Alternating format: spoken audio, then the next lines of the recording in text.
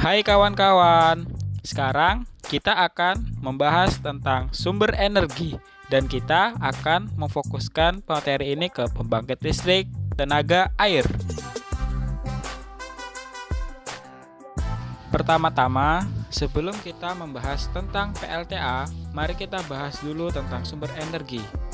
Energi adalah kemampuan untuk melakukan usaha. Contoh mudahnya yaitu smartphone kita dapat hidup karena mempunyai energi listrik. Lalu kita akan membahas tentang bentuk-bentuk energi. Nah, energi ini ada banyak ya. Contohnya yang pertama adalah energi mekanik.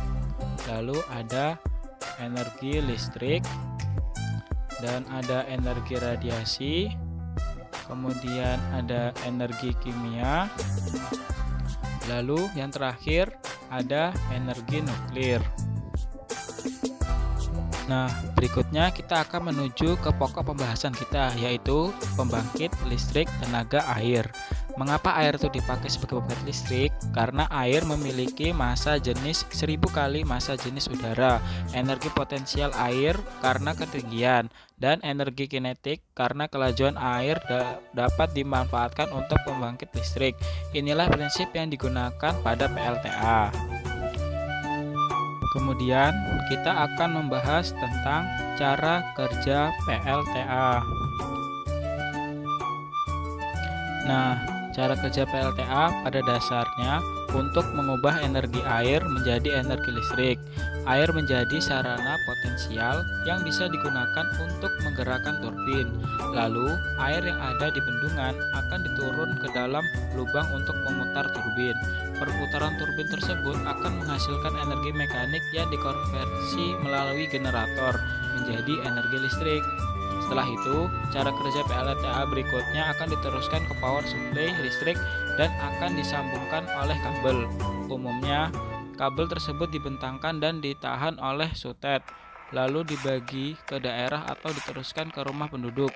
Selain itu, air yang sudah melewati turbin akan disalurkan ke sungai agar bisa dimanfaatkan oleh warga sebagai sumber kehidupan.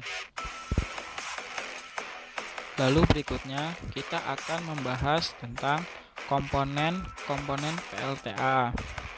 Nah, komponen PLTA ini ada banyak ya, yaitu pertama bendungan, lalu ada pipa, kemudian ada turbin, ada generator, dan yang terakhir ada jalur transmisi. Lalu sekarang kita akan membahas tentang bendungan. Bendungan adalah salah satu komponen PLTA yang paling utama. Nah, komponen ini berfungsi untuk menampung air dalam jumlah yang besar karena turbin membutuhkan pasokan air yang cukup dan stabil. Tak hanya itu, bendungan juga berperan untuk mengendalikan banjir. Lalu, kita akan membahas tentang pipa. Nah, pipa ini berfungsi untuk menyalurkan dan mengarahkan air ke cerobong turbin. Adapun pipa pusat dipasang pada bak penenang minimal 10 cm. Sementara itu, ujung yang lain diarahkan pada cerobong turbin.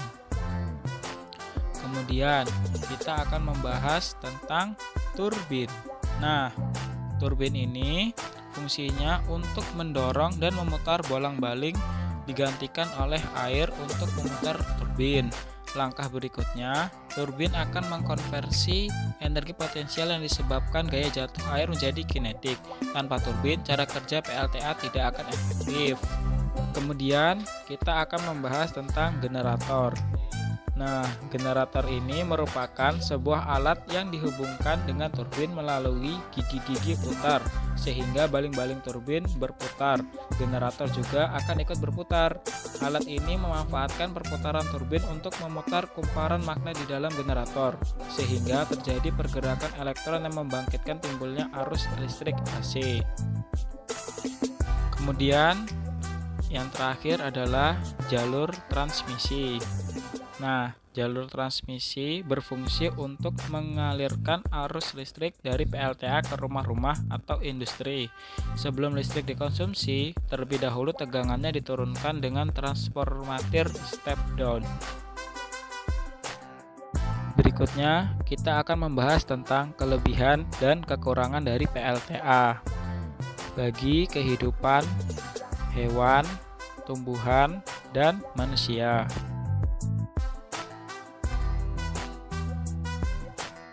Yang pertama, kita akan membahas terlebih dahulu tentang kelebihan PLTA. Nah, kelebihan PLTA ini ada beberapa ya. Yang pertama, kapasitas output yang dihasilkan dari pembangkit listrik tenaga air lebih besar dibandingkan pembangkit listrik lainnya.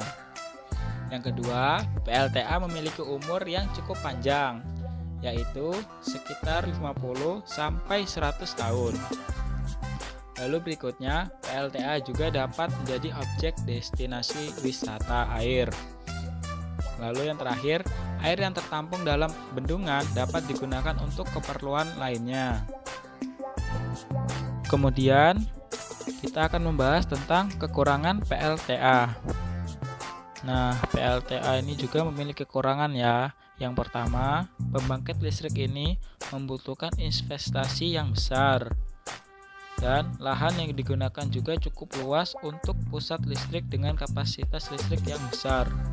Dengan adanya pembuatan bendungan air untuk PLTA dapat mengakibatkan ekosistem sungai atau danau pada tempat tersebut akan terganggu dan akhirnya banyak ikan-ikan yang juga akan ikut mati.